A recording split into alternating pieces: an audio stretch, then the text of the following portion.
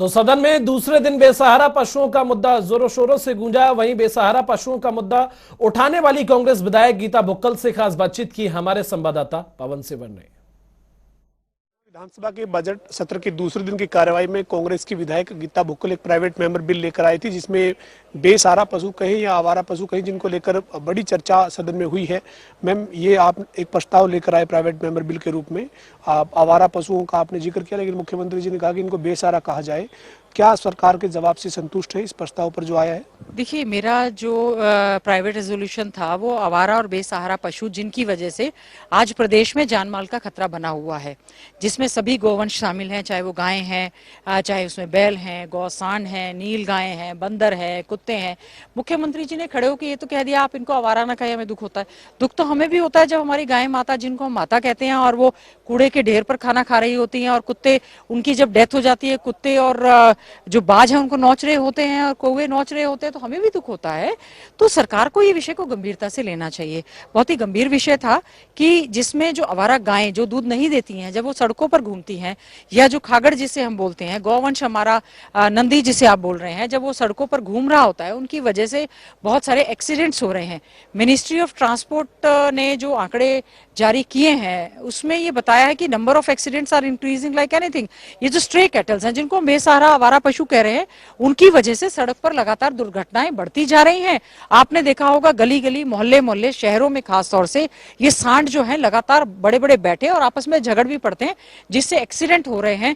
न केवल एक्सीडेंट हो रहे हैं बल्कि नुकसान भी बहुत भारी भरकम हो रहा है। मैंने आंकड़े बताया, जैसा कि आरटीआई के तहत पुलिस डिपार्टमेंट ने जो आंकड़े जारी किए थे, जिसमें 249 डेथ्स हुई हैं 2 साल के अंदर अंदर, जिसमें फतेहाबाद जिले में सबसे ज्यादा डेथ हुई है। कोई भी जिला ऐसा नहीं अछूता जिससे कि इन आवारा बेसहारा पशुओं की वजह से डेथ ना हुए हों।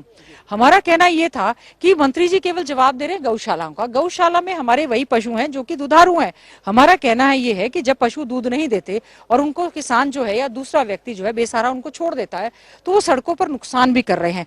और आपने देखा होगा कि गुजरात और राजस्थान से बड़े बड़ी हजारों की संख्या में गायें आती हैं, जो हाईवेज पर भी चलती हैं, स्टेट रोड्स पर चलती हैं, जिससे कि वो यातायात को बाधित भी करती हैं, नुकसान भी करती हैं, और उससे बहुत ज्यादा एक्सीडेंट्स भी होते हैं।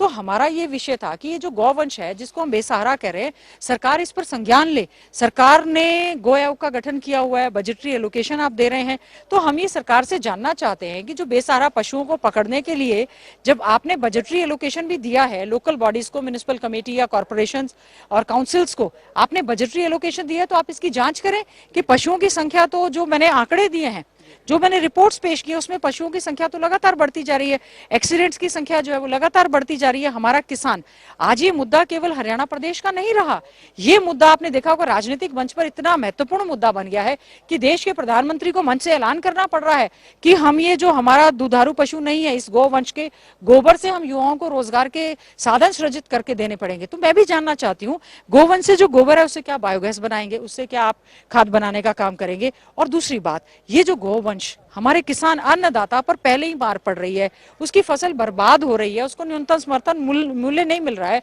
और उसके बाद जो बड़े बड़े सांड, क्योंकि हम जब चुनावी या वैसे गांव में जाते हैं, मांग की जाती है कि जो सांड एक आम किसान के लिए उसको रोक पाना संभव नहीं है, उसको अपने जान का भी खतरा है, उसको अपनी फसल का भी खतरा है। तो इस तरह से किसान जो है वो टीकरी पहरा दे रहे हैं, और एक किसान के लिए छोटी सी वायरिंग करवाना 20 से 50 हजार रुपए का खर्चा है। तो सरकार इसको गंभीरता से ले। दूसरा मेरा मुद्दा, जो बंदर है उनके काटने की वजह से जो उनका आतंक फैल रहा है, हमारे जैसे मेरे क्षेत्र में मैंने आंकड़े दिए, हमारे यहाँ पर बंदर पकड़ के मातानेल की बनी में जो है छोड़ दिए जाते, कुछ समय बाद वो बंदर दोबारा से फिर से आ जाते हैं।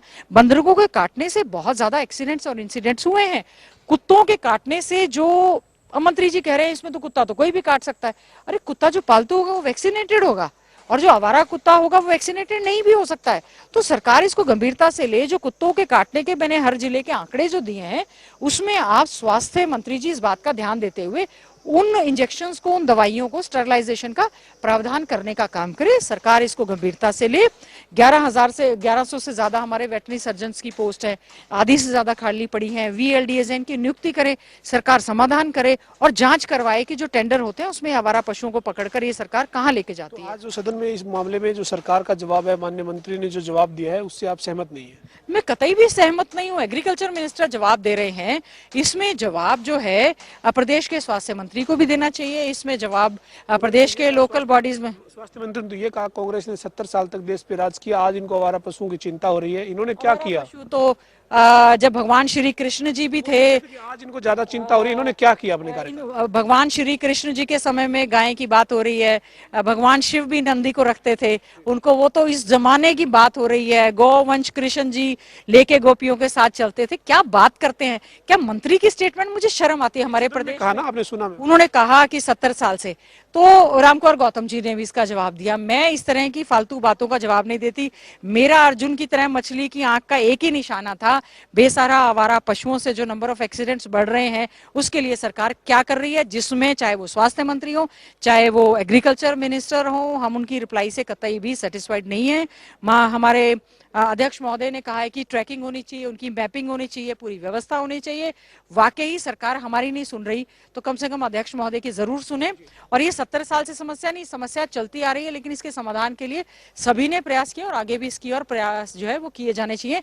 एक दूसरे के ऊपर ठीकरा फोड़ने की बजाय, इनको तो कांग्रेस को ठीकरा फोड़ने की बजाय ये नहीं बता पा रहे कि आप खुद क्या कर रहे हैं, जिसमें सरकार पूरी तरह से फेल हुई है। धन्यवाद। हमारे साथ कांग्रेस के विधायक पूर्व मंत्री गीता बुक्कल थी, जो कह रही हैं कि आज जो जवाब दिया गया है सरकार की तरफ से बेसहारा पशुओं के मामले में, उस जवाब से वो संतुष्ट नहीं है, क्योंकि सरकार की इस मामले में गंभीरता नजर नहीं आई है।